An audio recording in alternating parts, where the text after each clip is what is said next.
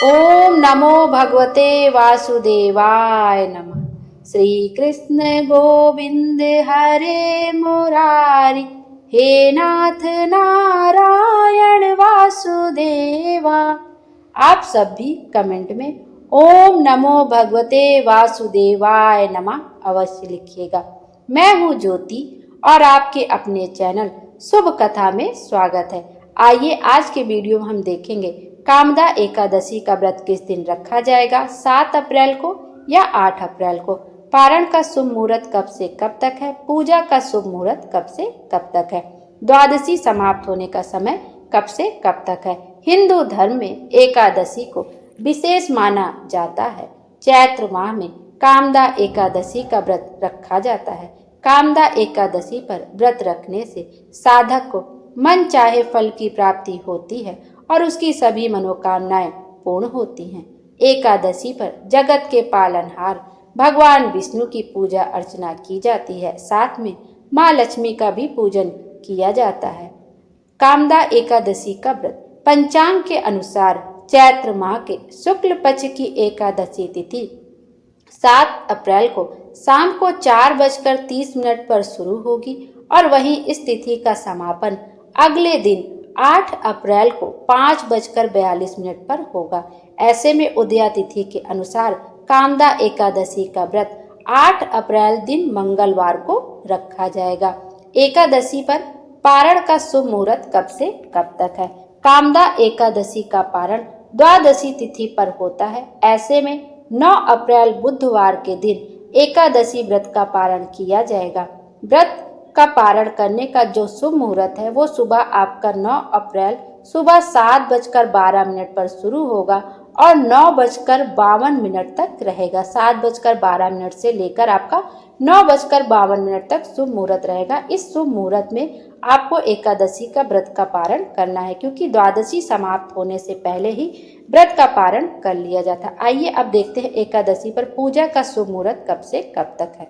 पूजा का जो शुभ मुहूर्त है आपका वो ब्रह्म मुहूर्त में है, सुबह 4:32 से लेकर 5:18 तक। फिर विजय मुहूर्त है आपका दोपहर में 2:30 से लेकर 3:20 तक। फिर गोधूली मुहूर्त है शाम का 6:42 से लेकर 7:04 तक। फिर निशिता मुहूर्त है आपका रात में 12 बजे से लेकर 12:45 तक। ये पूजा करने के शुभ मुहूर्त हैं। और कामदा एकादशी पर द्वादशी समाप्त होने का समय आपको रात में 10:55 तक है। तो द्वादशी समाप्त होने से ही व्रत से पहले ही व्रत का पारण कर लेना चाहिए। कामदा एकादशी पर तुलसी माता का पूजन अवश्य करना चाहिए। उस दिन कहते हैं कि तुलसी माता में आपको जल समर्पित नहीं करना चाहिए, क्योंकि एकादशी के दिन माता तुलसी का भी व्रत होता है और जब हम तुलसी माता में जल समर्पित करते हैं तो इससे उनका व्रत टूट जाता है।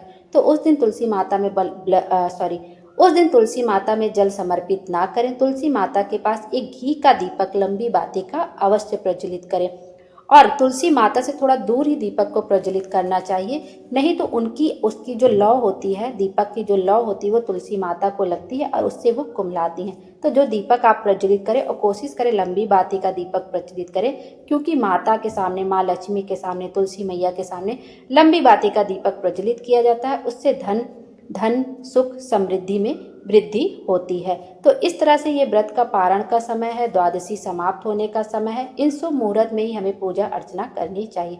और एकादशी में कुछ नियम होते हैं जिनका हमें बहुत ध्यान रखना चाहिए कि उस दिन तुलसी माता के पत्ते को नहीं तोड़ना चाहिए, न ही जब आप पारण करें, पारण करते समय तुलसी दल को अवश्य ग्रहण करना चाहिए, लेकिन उसको तुलसी पत्ते को चबा चबा कर नहीं खाना चाहिए। आप उसको मुंह में डालिए और जल से निगल लीजिए। ऐसे ही व्रत का पारण करने से व्रत का पूरा पुण्य फल हमें मिलता है।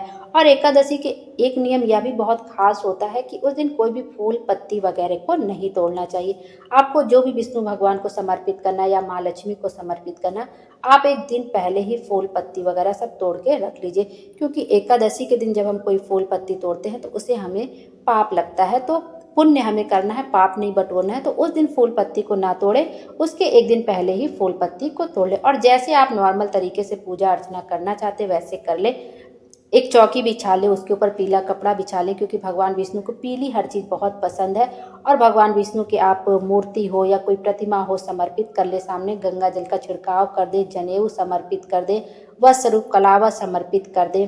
और जनेऊ जो आप सफ़ेद कलर का हो, तो अगर सफ़ेद कलर का है तो उसमें आप थोड़ा सा हल्दी मिक्स कर दें और इसको भिगा लें, वो पीले कलर का हो जाए, या हल्दी थोड़ा सा छिड़क दें।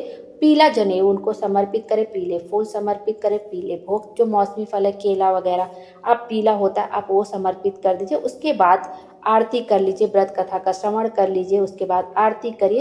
मतलब जैसे आपसे पूजा बनती है आप वैसे कर लीजिए। करने के तो बहुत विधि विधान से किया जाता है, लेकिन जितना आपसे बन पड़े आप वैसे पूजा अर्चना कर लें, व्रत कथा का श्रवण अवश्य कर लें, उसके बाद आरती अवश्य करें। और कपूर से कोशिश करें कि आरती जरूर से जरूर कर लें। पहले आप घी का बाती लगा के आप उससे भी आरती कर सकते हो, उसके बाद कपूर से आरती एक बार अवश्य करें। इस तरह से आप पूजा पाठ संपन्न कर लें। उसके बाद जो आपने प्रसाद है वो आप स्वयं भी ग्रहण करें और अपने घर परिवार में भी सबको बांट दें। इस तरह से एकादशी का व्रत करें। विष्णु भगवान हम सबकी मनोकामना पूरी करें और हमारे जीवन को खुशियों से भर दें। Thank you.